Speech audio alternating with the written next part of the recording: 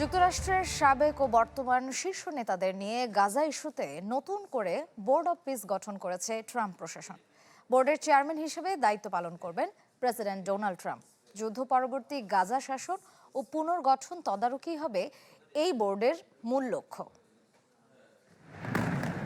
বিপুল প্রাণহানি আর ক্ষয়ক্ষতির পর গেল বছরের অক্টোবরে গাজায় যুদ্ধবিরতির সময় ঘোষণা দেওয়া হয় বোর্ড অব পিস বা শান্তি পরিষদ গঠনের। সেই সময় খুব একটা স্পষ্ট ধারণা দেওয়া হয়নি এই পরিষদের সদস্য ও কার্যপরিধি সম্পর্কে।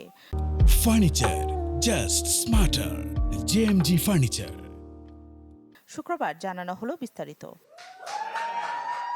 যুক্তরাষ্ট্রের ২০ দফা শান্তি পরিকল্পনার অংশ হিসেবে গঠিত তথাকথিত বোর্ড অব পিস বা শান্তি পরিষদের সভাপতি ডোনাল্ড ট্রাম্প আছেন মার্কিন পররাষ্ট্রমন্ত্রী মার্কো রুবিও ও যুক্তরাজ্যের বিতর্কিত সাবেক প্রধানমন্ত্রী টনি ব্লেয়ার।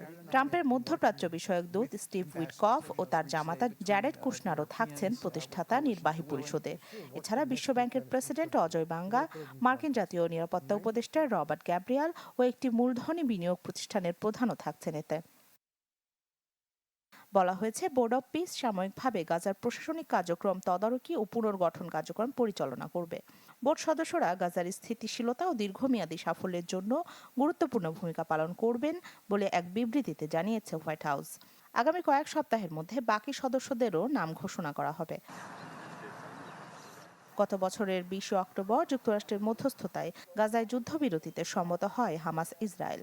তবে এরপরও ইয়েলো লাইনের ছুতোই ফিলিস্তিনিদের উপর হামলা অব্যাহত রেখেছে তেল আবিব। প্রায় ৩ মাসের যুদ্ধবিরতিতে ১,১৯৩ বার শর্ত ভেঙে হামলার নজির গড়েছে ইসরায়েলি সেনারা, যাতে প্রাণ গেছে ৪৬৩ জন ফিলিস্তিনির। এই পরিস্থিতিতে বোর্ড অব পিস আমূল পরিবর্তন আনতে পারবে নাকি গাজায় দখলদারি নতুন রূপ নেবে তা দেখার জন্য অপেক্ষা করা ছাড়া আপাতত কোনো বিকল্প নেই।